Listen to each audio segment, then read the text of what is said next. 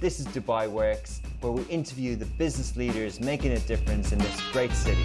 That business with scalability was very interesting to me. I like building something that has legacy.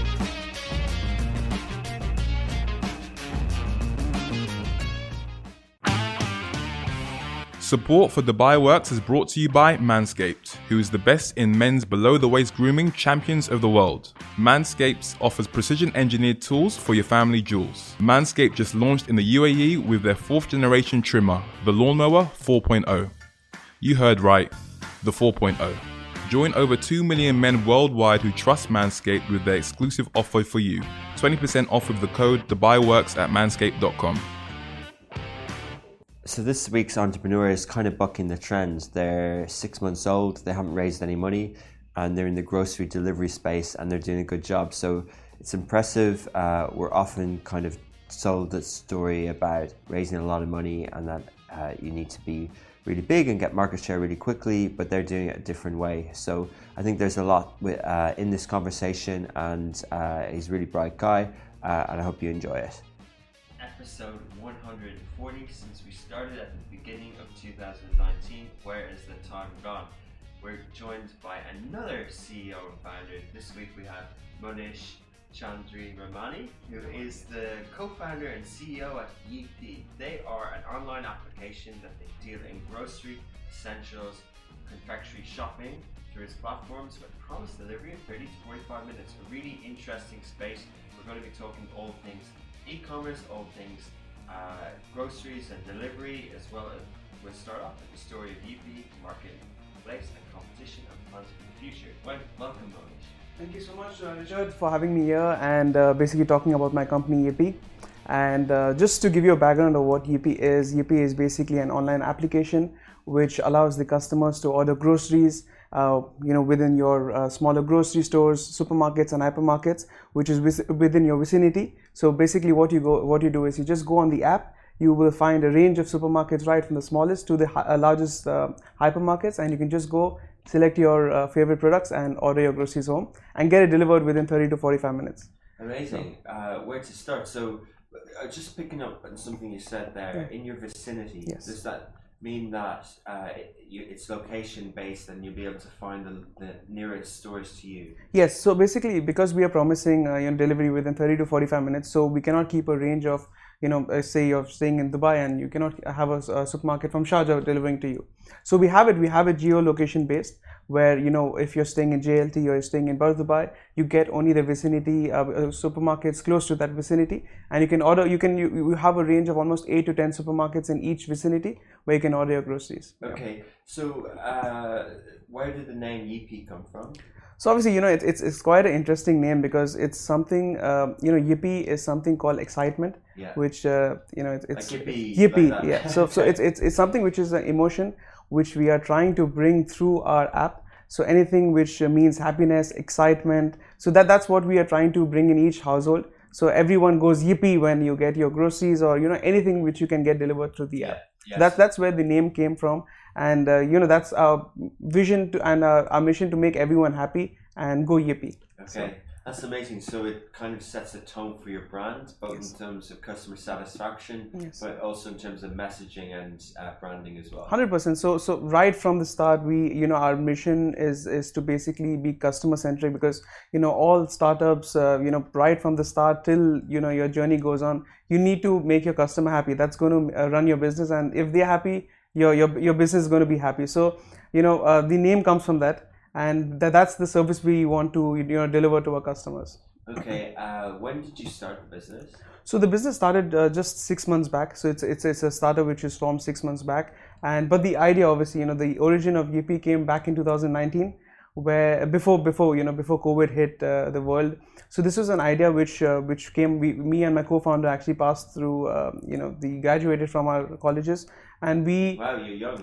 Yeah, I'm quite young. I'm just 26 years. So, okay, very good. So I've just, me and my co-founder had finished our college, and we were discussing about, ordering stuff and, what business to get in. And while ordering, we clearly saw that, the application which were there, they were basically having markups, markups and high delivery fee, which, not everyone wants to and not everyone can actually afford. So that's when the idea struck us that there's a need in the market to have something where convenience come at the right price. So Dubai is a fast moving market, and you need something which comes at the right time and the right price for convenience. So that's where the idea came, and then obviously we did a good research and development, and that's where the idea of Yeepeey came on. Okay, what did you study? I studied in Hereford University in Dubai itself. What did you do? MBA.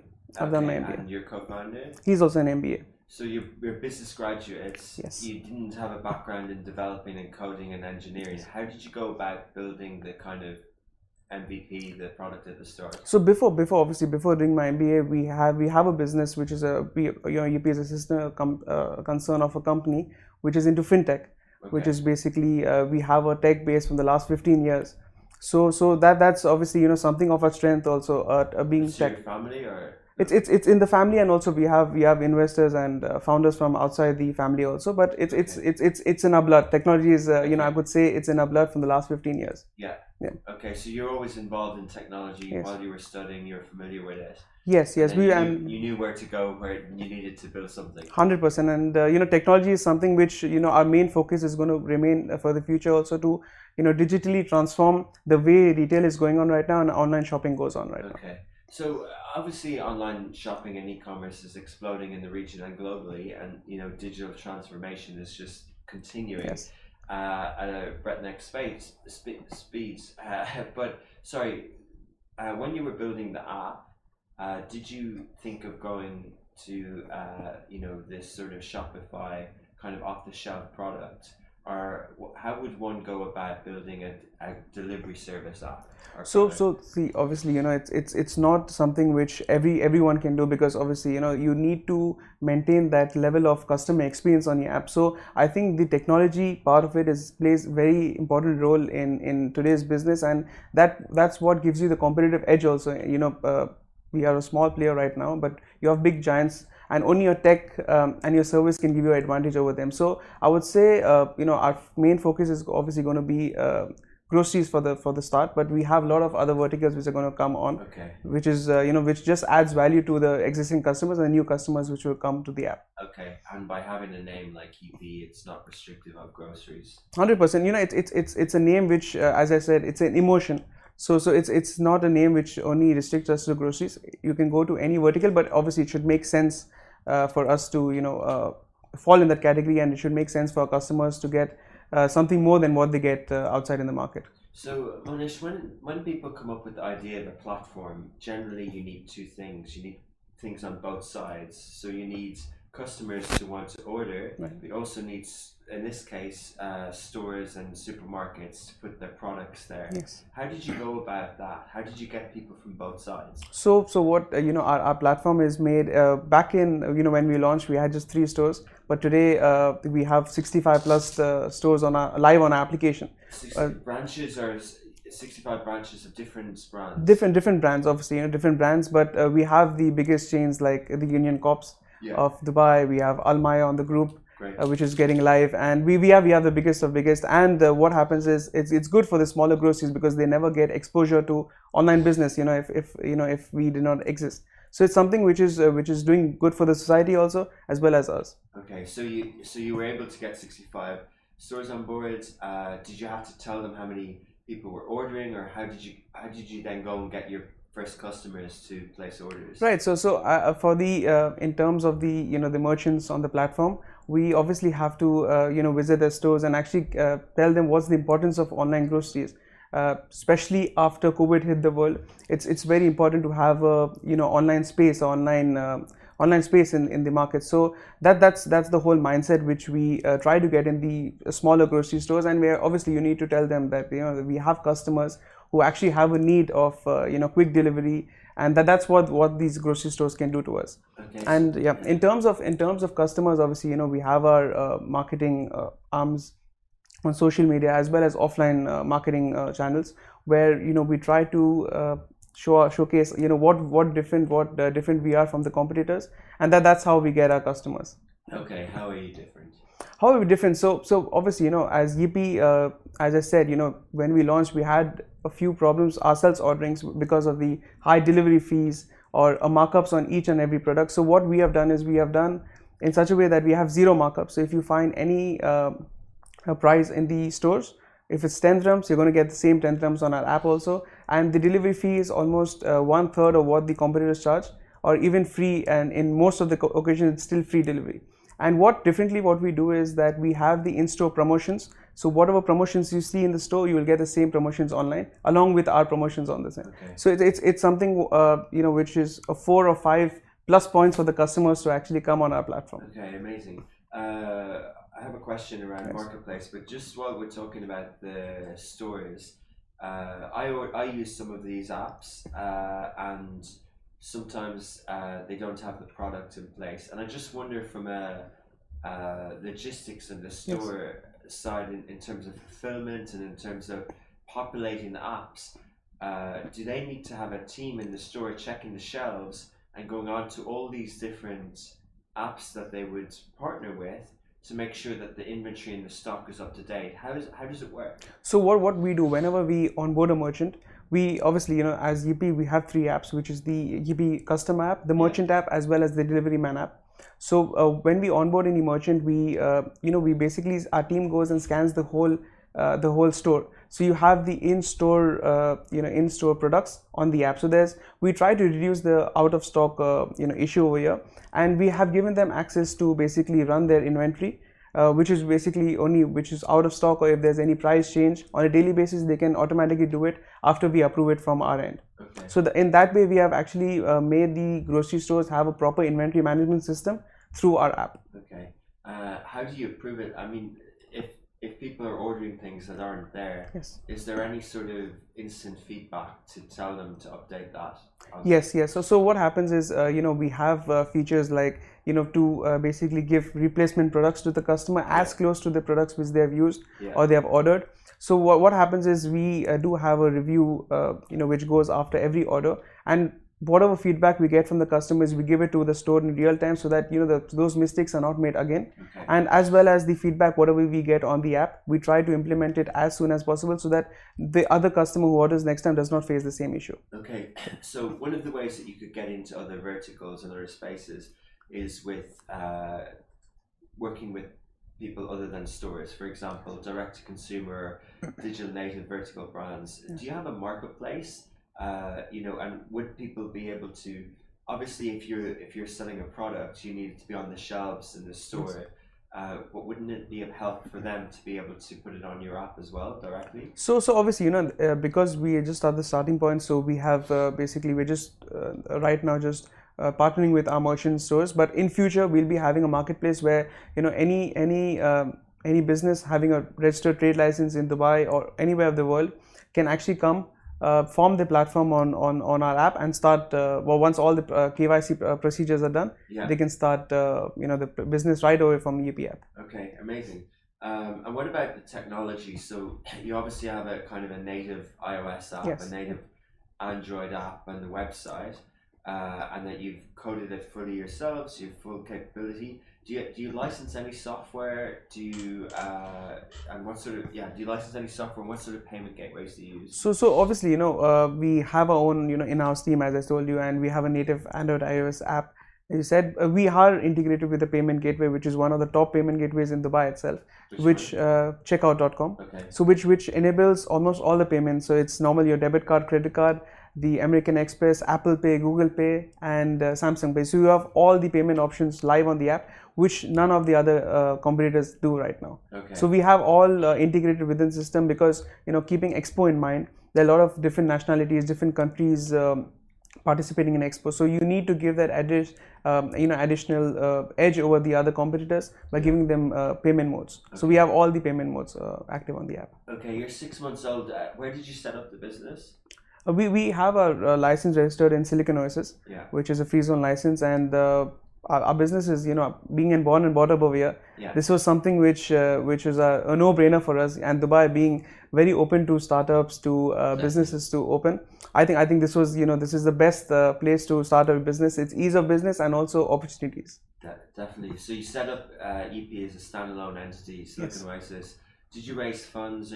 Will you? I know it's quite early, but is that your plan in the future? So obviously, till now we have been self-funded right from the start, but we are looking for investors early next year, because there's a lot of exciting things which is as I said, our main focus is on technology and actually changing the way how people shop. Yeah. So I think that's going to be have a massive edge, and we intend to do something which no one has done in the world. Okay. So I think in terms of investments, we are looking for investments. We are going to have our rounds early next year, for sure. Interesting. So we talk a bit about the industry and the categories that you're playing in. When we think of traditional bricks and mortar groceries, they can digitize, they can have an app, they can sell online, they can have where I was from, Tesco had an online store, right? And then you have grocery apps. There's very famous ones in the UAE. There's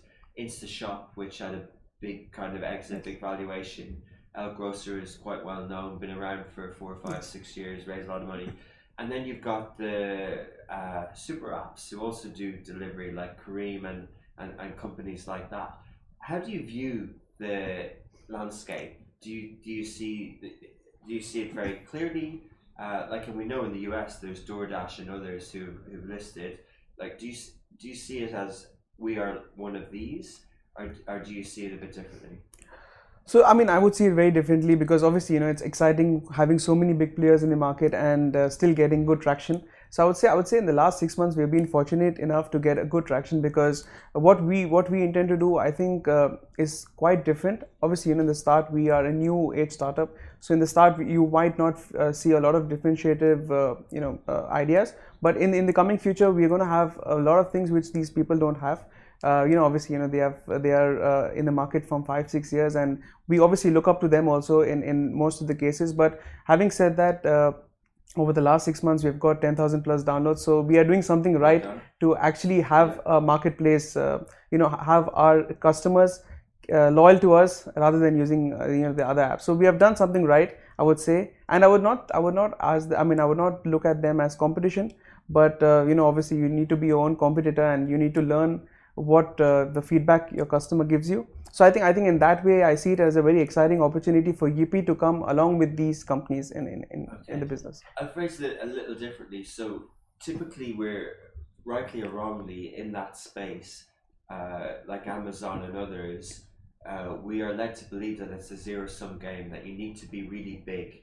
Is that your view? Do you just to get market share and to deliver, to have a viable business in e-commerce delivery business, do you need to be massive, or can you not be massive and also be profitable? And how do you view that?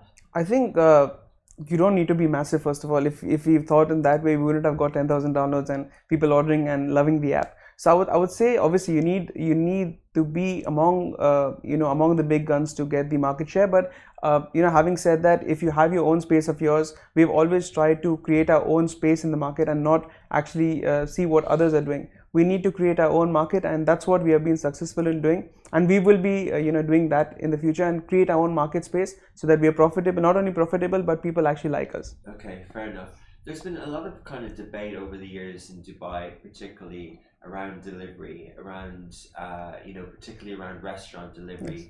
The cost of it, the cost to list on the platform, the costs for the drivers, and then other conversations around looking after the drivers and things like that. How can you firstly, from the cost point of view, can you make margin?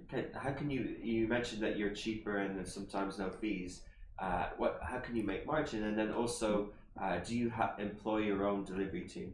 So in terms of merchants, obviously, we have a business model where we charge a small fee from the merchants, which is basically after the order is done. There's no setup fee, there's no registration fee. That's all, which is done by our in-house team too. And what's different between us and the others is that we actually give them a proper inventory management system also, so that they actually know what's going on in the store. And plus that, we have only a small commission which we take from the stores. Along with that, I would say that the deliveries are not done. I would say 90% of deliveries are done by the merchants itself on cycles, which also reduces the carbon footprint in the world. And obviously, it's something which assures 30 to 45 minutes delivery. And in terms of logistics, we have about I would say 10 to 15% which we do the logistics for the bigger chains, but 90% of it is done by the merchants itself. Interesting. That makes more sense. Yeah. Okay. Very good. And then so moving on to competition and the kind of territories that you operate in. You mentioned Sharjah and Dubai. Are you going to be available throughout the UAE? So obviously, Dubai is the starting point for us. We are live in almost 50 plus localities in Dubai right now. Yeah. The next, expansion plan within the UAE is Abu Dhabi, and then towards the Northern Emirates. So we are going to be live in Dubai, in Abu Dhabi in December. Okay, so which is 2 months from now. Yeah. So that's something which we are looking at, and then the Northern Emirates, and expanding globally within the Middle East. We are going to obviously tap the Saudi market, which is basically a very interesting market, very massive market for e-groceries, because I would say that that market is something which is still untapped. I would say so. I think that's something which we are looking as a first expansion globally. Okay, interesting. I want to go back to Saudi in a second, but just in terms of Abu Dhabi and how you go into another territory, what do you need there? Do you need it's a digital business? Do you need a license? Do you need people on the ground? How do you? Obviously, so what's most important? Obviously, having a license in every emirate is important. Logistics license. If we want to do our own logistics, we can basically have a license of our own, or we can tie up with a third party who does the logistics for us. But most important is having on the ground foot, which basically would get the merchants online, because that's what's most important. Choice is, I think, choice. We're spoiled for choice nowadays. So I think having a lot of grocery stores, a lot of products online is going to give you the competitive advantage, and that's what, when we move into Abu Dhabi, the most important thing. And now we'll take a quick commercial break to hear from our sponsor. If you're like me and you're always in a rush in the morning and evening, but you really know you should spend more time on hygiene and grooming, then when the product comes along that just works and it's got everything, you really find use of it. And I was like that for the last week when I've been testing out Manscaped. They've got trimmer, which is the lawnmower 4, and loads of different gadgets really, and different products such as deodorant. I suggest if you want to try it out, we've got a code. It's 20% off. You just use Dubai Works code on the Manscaped website. They asked me to spell Dubai Works. I think you'll manage that, and let us know how you get on. And now we're back. Okay. So when you need presence there, do you have what's the first person that you need? I remember there were stories of how Uber used to do market expansion, and I could be completely wrong here, but I think it was, they did say 3 people per city, a kind of a country manager, a kind of a social marketing sort of person, and then someone to manage the customer service and the drivers and the captains and things. 100%. So the first person I would say is the partnerships person, which is the business development person, who will actually go and onboard the stores. Once you're set with the threshold of the number of stores you want for the launch in Abu Dhabi, then obviously you need to have social and media presence, which is basically your digital presence, your offline channels and everything. You can do that centrally. Obviously, the base is going to be in Dubai itself, which you can do it, because we know, being born and brought up here, the whole market, right from Sharjah, Northern Emirates to Abu Dhabi, the whole market. So they're not. I think it's just a 2-hour drive. So I think that's going to be centralized in Dubai itself. But then obviously the business development people are supposed to be in Abu Dhabi on the foot, and customer service, again, you can have it in Dubai itself. So let's talk about customer service. That, obviously, with any sort of platform, customer service is important. You're taking credit card details indirectly. Things can go wrong. The store can bring a bad goods and things like that. How do you manage it? So from our end, we try, I think, 100% to basically not have any product going to the customer which is defective. But having said that, it's not 100% in our control. Sometimes it goes, but we have very good, very flexible return policies, that if the customer, if he's not happy, there's no questions asked from the customer. We just take the return back and the money is refunded back. Having come into the point of the credit card, we obviously we are tied up with one of the top payment gateways, so everything is very safe within the platform, and everything is encrypted. So you do not have any, we don't have any any view of anyone's security questions or security cards. It's all very safe. And what if the delivery is 46 minutes. So obviously, there would be deliveries where obviously where when there's a time when you have a lot of deliveries coming in at time. But being Dubai, we have seen Dubai market, the people mindset is not so rigid. So if it's late, we try our best to reach within 45 minutes to 60 minutes, and it depends on your location also. So it ranges anywhere between 30 to 60 minutes, and the type of hypermarket or supermarket you're ordering from. But we assure that 99% of our deliveries are done within time. If it's not done, we have the feedback calls, and we actually give them an incentive of being late. Okay, interesting. A few things on my Yes. list of questions here as I jot down notes. So that's great in customer service. On our sister platform, Love in Dubai, especially over the summer, there was a lot of stories around the treatment of delivery drivers and people who were sitting outside restaurants who weren't getting the right water. There was people who were delivering on bikes, even in the heat, instead of on bicycles instead of on motorbikes. What's your sort of view on that? Are people being looked after enough? So I would speak about our company. Obviously, I don't want to comment on someone else, but our company, we look after every rider, even if it's not our rider, if it belongs to the merchant, we try our best to look after. And that's why our delivery times, we don't keep it as tight as 15-20 minutes, because it's going to be something which is tough to deliver, and it's quite hot in Dubai. So it's something which we obviously will take care of the riders, our riders especially. Where we do delivery, we make sure that everyone's safe, everyone's following the safety guidelines which we have set, and nothing is basically negotiated, or everything is safe from our end. Okay, fair enough. So in your view, generally the people that you work with, that you would think that they're happy and they're well looked after. Yeah. Okay. 100%. They are. I mean, our people right from the start, they are still with us, and that's something which speaks about our company. We obviously, we treat everyone same. Being the delivery man, right to the co-founders, everyone's treated the same manner, and everyone's given the same treatment. Okay, you don't need extra regulation. We don't need extra kind of protection. And can I ask that in another way? In other markets, this is sort of seen as the gig economy, right? And people don't have contracts. They're not employed either by you or the store, and they don't have the same protection as if they were.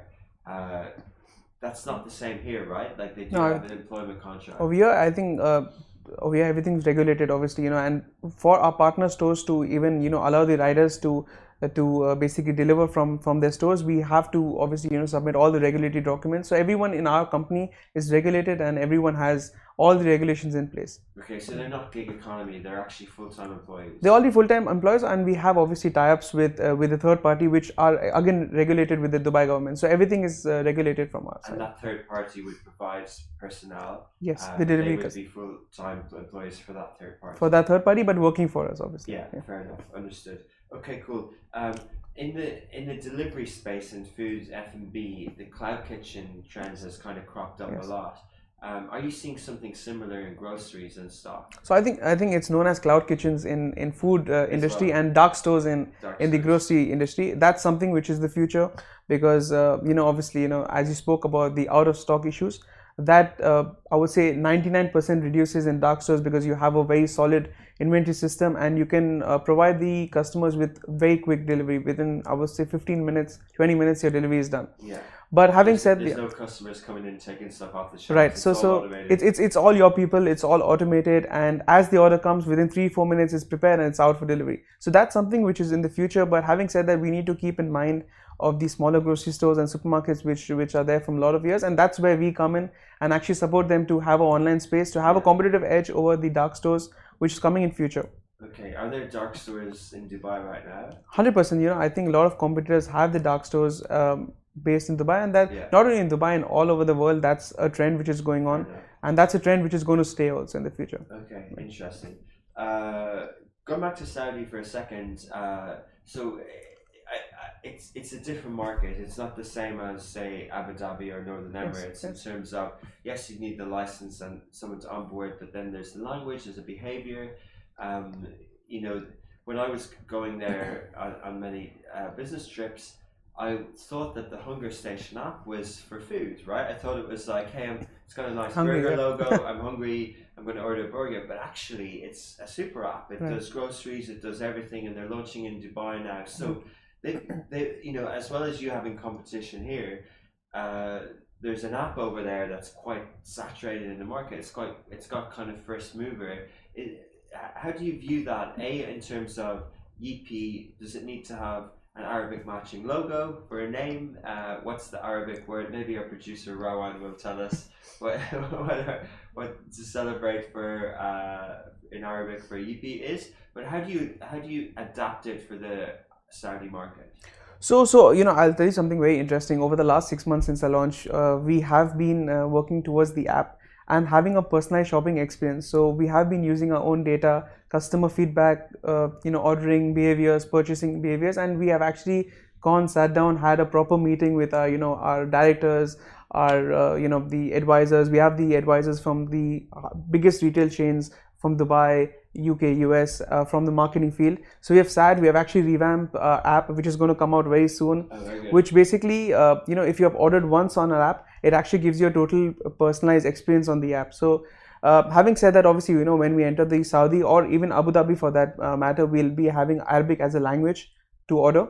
Yeah. So that it's easy for the locals, for the local market to use the app. And obviously, you know, we have a lot of data driven, which is already integrated within the app, which actually shows you and suggests you something which you want to buy. Okay, interesting. So you will localize it in that We way. will be localizing, and obviously before we enter the market, we will be having a proper research of you know, between 3 to 6 months of what people actually want, what's the need of the market, what the others are doing, and what we can do differently, and then only launch. We're not just going to be there that okay fine, you know, Yeepeey is going to launch there. We will be doing a proper study, research, and then only entering a market. Okay, so Monish, when you're looking at the app, right, and then you look at product development, both in terms of UX, UI experience, the coders, Yes. and then also growth hacking, like 10,000 downloads, how many customers, what's the repeat customer, you know, there's metrics people use like ARPU and things like that. Yes.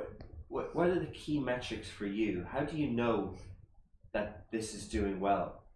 So obviously, you know, anything which goes out on social media, as you said, you know, the click per rate or anything of that matrix, it obviously, you know, you have CPA, cost per acquisition. 100%. So it's cost of acquisition, and everything depends on what you put out, and that's what makes us different. Our marketing, our target audience, our posts which we put out, our sponsored ads are basically all problem solving solutions. So basically we only post stuff which we know which might work, and obviously, you know, if it doesn't work, you need to change it immediately. So and you know, coming back to the customer acquisition, I think that's very important in this market, to retain the customer after you actually acquire him. So we have within the system, we have a lot of cashbacks, loyalty points, which keeps the customer hooked on to our app rather than, you know, jumping to another app. Okay. And I think the base of everything is customer satisfaction, feedback from the customers of what they liked, what they did not like. I think a lot of people actually criticize you know, what people don't like, but I think it's very important to find what people actually like on your platform and actually advertise that, because that's something which you're doing right on the platform, and which would bring customers who are not satisfied with the other apps onto your app. Okay, what's an average in your sector? Yeah. What's the average use per month by a customer? So I would say it's anywhere between 7 to 8 times if it's you know, obviously a customer who uses it depends on the basket value also, but I would say anywhere between our customer basket value is a bit higher, because you know, we have the biggest of chains where you can get, I think, close to 20,000 products on in one store. So I would say it's what's about average value? 120 to 150, but obviously it depends on the supermarkets you're planning. So it goes anywhere between 80 to 120. Depending on the location, depending on the hypermarkets, okay. And yeah, that's so. And if someone orders once a month, is that good? Like, can you retain? Is that a happy customer if they use the app once a month? Is that so it's as someone active for you? Obviously, we need to go and see what they're ordering. So suppose, you know, if they've ordered for a good basket size, if they've ordered everything, then once a month, again once a month is quite less. We have seen people at least using it 2 or 3 times a month. which is basically the customers who order everything from your app. But there are few customers who actually like to order only essentials or something which they do not find in in the local markets, or if they want something quick, they order that. So we obviously, every customer is important to us, and we see every customer as a person who needs to order from the app again. If they're not ordering, we need to find why they did not order and obviously solve that issue again. Okay. So when you're doing your monthly reports, what are the key, like, yes, performance marketing is important and downloads, but like as you said, that's paid for and that's acquisition, but you need people to place orders. So what are the key things you're reporting on? So obviously we see what's the basket size. If it's increasing month on month, means something which we're doing well, because obviously people are trusting your app more than. But what we have seen very different before COVID and after COVID is that the fruits and vegetables and the fresh butchery is being sold more now, because these the customers are actually trusting our app to order fresh food. So I think that's massive amount of things are getting sold on our app, which is fresh fruits, vegetables, which people did not actually trust online apps before. Okay. So I think they're getting the quality from, and even the merchants actually understand the importance of sending fresh fruits, and actually, and the whole mindset of the smaller groceries have changed over COVID hitting them. So they actually know that the importance of online applications now, and to send fresh fruits and vegetables. So that's something which we have seen a massive increase on our application. So you can see, just depending on what people are ordering, you can see different. On a daily basis, obviously, have different reports coming into you and different behaviors of customers. But we still stay towards our our basket value. How much? What's the delivery time? Because that's something which we play around, and we don't want to fall behind on that. We want to ensure that we are giving within 60 minutes or 45 minutes. Okay. Monish, a lot of people on this podcast in the last few months talk about the logistics and supply chain issues to do with the pandemic. Obviously, it doesn't affect stock on a sort of within Dubai if we're talking about freight and things like that. But what's your sort of view on it in the industry? Like, is this something? Is this the new normal? Are we having? Is there too much e-commerce in the world where the backlog of containers in shipping ports is never going to be solved? Like, do we have a problem? I was in a bike shop the other day, and they manufacturers are 2 years out of stock. There's a chip shortage globally. The automotive industry is going through a bit of a crisis in terms of inventory. Is there too much e-commerce, and is this causing a backlog? Surely this will be solved, right? It's 100% going to be solved, and it's something which is good, because people are ordering online, and they want everything fast. Today's world is that they don't want to even wait for 2-3 days. They want it within 30 minutes. They want it within 30 minutes. And being in a market which is rapidly moving so fast, you need. I mean, e-commerce is something which is the future, and I think e-commerce. There's a new word now called quick commerce, Q-commerce, which is quick commerce, and that's what we are based on. Our business model is a quick commerce business model, which belongs to the 60 to 90 minutes delivery. So I think it's a good problem to have, and in future, obviously, because the demand has increased so much in COVID, it is going to reduce, and we're going to fall back in place. Yeah. So you think it will fall back in place? 100% will fall back in place, but the demand for e-commerce and Q-commerce is going to increase massively. Yeah, but the innovative entrepreneurs will find solutions. Things will speed up. 100%. And to be honest, we want to be the people who actually solve the issues. Rather than being a Me Too brand, we are going to look at innovations, technological advancements and total automation, so that you don't have the issues with us. Yeah, and so like we're obviously coming up to the festive season, gifting season, many places around the world. Amazon go into overdrive in Q4 and things like that. Yes. So it might get worse before it gets better.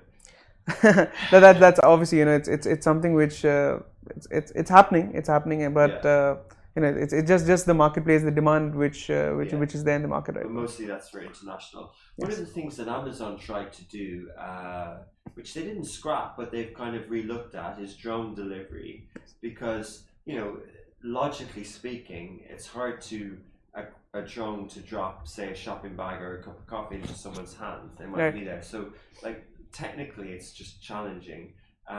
What do you see in that space in terms of smart mobility, other than people getting on bikes and bringing goods to people? where do you see the future of sort of delivery?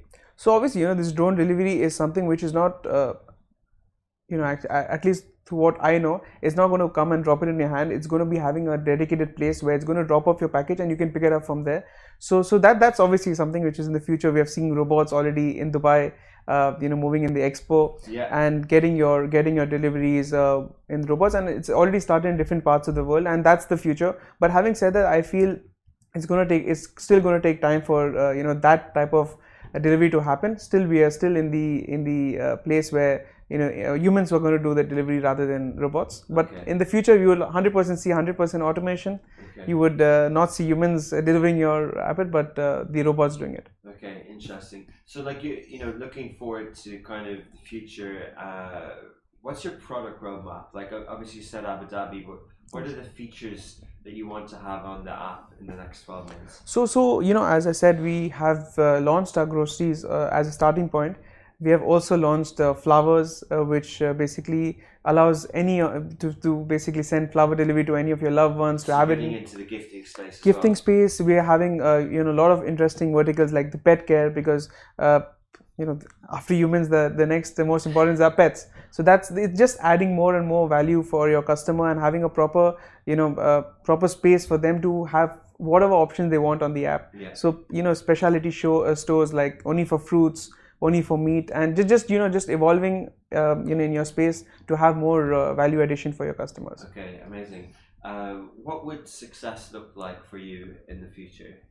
I think success for me is obviously not is first being your customers being happy using the app, being loyal towards the app. That's going to be something which is successful, and obviously expansion to different so that you can solve the issues what you're solving already in different regions and actually reach to a lot of customers. And one most important thing is what we forget is that we take convenience only for a few parts of the region who can afford for convenience, but our whole business model is something where convenience can reach to every household in not only in Dubai but in the world, with with our business models like the subsidized delivery fee, no markup, so that everyone can afford convenience in today's time. Amazing, interesting. The Middle East has been called an emerging market. You've grown up here. You're an entrepreneur in Dubai. Yes. You're Gen Z, I think. Yes. Are millennial? No. Yes. No, I would call myself one. Yeah, Gen Z. Yeah. I think you are. I'm not sure, but basically the question really is around the Middle East. Do you think that this region will be a region that emerges, that we will have enough entrepreneurs and enough success stories in business that all the kind of economies can rise together? 100%. I think just talking about myself also, being born and brought up, I think UAE is a place where it's the easiest to start up your business and easiest to actually the opportunities are massive over here, because obviously every business has some opportunity to have here. And I think Middle East, talking about UAE specifically, it's the best market to have your business, because you have so many nationalities staying here, you have so many choices. Every customer can find something as a value addition in your app or in your business. So I think it's the best place to have. Middle East is the best, and UAE is the best place to have your business right now. Okay, amazing. Good note to finish on. Monish, thank you for sharing. You're bright, you're enthusiastic, and you know the space really well. So wish you luck in the future. Thank you so much for having me here, and look forward to seeing you soon. Yeah. Cool. Thank you. Thank you. Okay, I found Monish really interesting. We often hear the kind of headline stories of lots of money raised, but then there's companies like this who are still innovating, making tech products, and in the highly competitive e-commerce and grocery and delivery space. So well done to them. Next week we will have Hisham Khandour from Dapi. So we'll be talking all things fintech. If you do want to listen to the podcast or any other ones, Dubai Works is available on all audio platforms, so Spotify, Angami, Apple Podcasts, Google Podcasts. You can also watch any of the podcasts in full on Smashy TV, smashy.tv, or iOS and Android. There's a free 7-day trial and you can watch any of the episodes there. Please do comment and review on the audio apps or on the general apps as well. I would like to thank our producer today, who is Rawan, who is covering as the guys are on holiday. So thank you very much, and we'll be back next week, same time, same place, 11 a.m. on Thursday.